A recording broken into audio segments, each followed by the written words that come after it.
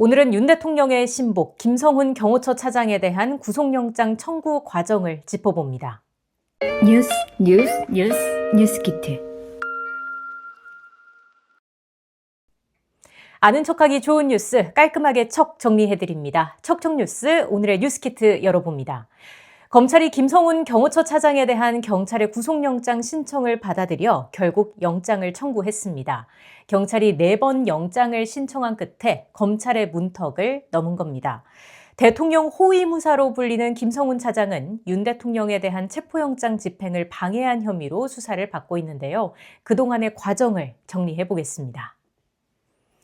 김성훈 경호처 차장은 김용현 전 국방부 장관과 대통령 별장인 청남대 경비부대에서 근무한 인연이 있습니다. 김용현 전 장관이 경호처장으로 부임한 이후 신임을 받았는데요. 대통령 부부와도 김 전 장관을 통해서 가까워지게 됐고 김건희 여사 생일 이벤트를 기획하고 대통령의 휴가 계획과 의전을 책임졌던 인물입니다. 뉴스키트. 윤 대통령의 1차 체포영장 집행을 저지해 특수공무집행 방해와 직권남용 혐의를 받는 김성훈 차장. 경찰의 3차례 출석 요구를 모두 거부해서 체포영장까지 발부됐죠. 김 차장은 정당한 경호 업무였다고 주장하며 혐의를 부인했습니다. 경찰은 곧바로 김 차장을 체포하고 1월 18일 구속영장을 신청했습니다. 하지만 검찰은 이를 반려했어요. 윤 대통령이 이미 체포돼서 재범 우려가 없다고 판단한 겁니다. 검찰은 또 김 차장이 자진 출석했다는 점 등도 종합적으로 고려했다고 설명했습니다.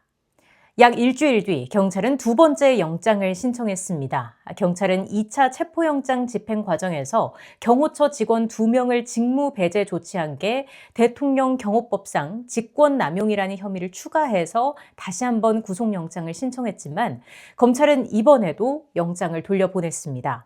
경호처 내부 규정 등을 확인해서 직권남용 혐의를 더 보완해달라는 취지였습니다. 보완 수사를 거친 경찰은 2월 13일 3번째 영장을 신청합니다.